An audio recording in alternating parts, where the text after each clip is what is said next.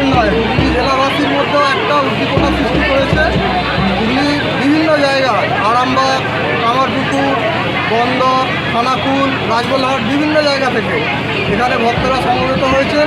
এই দুর্লভ দিন, সেদিন একমাত্র ভগবান জগন্নাথের মন্দিরের গর্ভগৃহ থেকে বাইরে এসে সকল ভক্তকে দর্শন দেন এবং ভক্তরা দুর্লভ সেই সুযোগ পান যে বছরে একটা দিন ভগবানকে স্নান করাবার সুযোগ পান। আজকেই সেই বিশেষ দিন, সেই শুভক্ষণ উপস্থিত হয়েছে।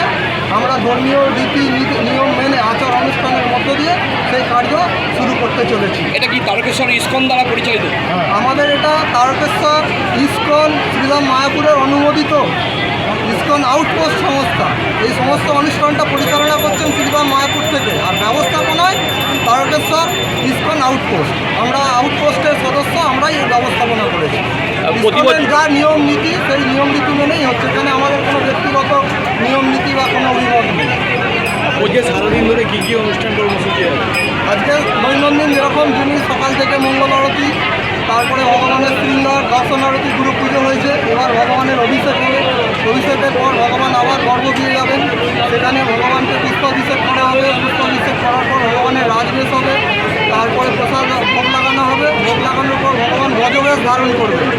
গজবেশের একটা পৌরাণিক লীলা আছে।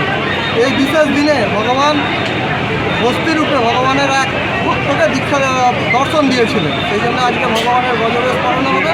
তারপর লৌকিক নিয়ম অনুসারে ভগবান 15 দিনে শরীর অসুস্থ হবে, উনি অন্তরালে চলে যাবেন। আপনার নাম? আমার নাম বীরকৃষ্ণ চৈতন্য। এই কমিটির ইনচার্জ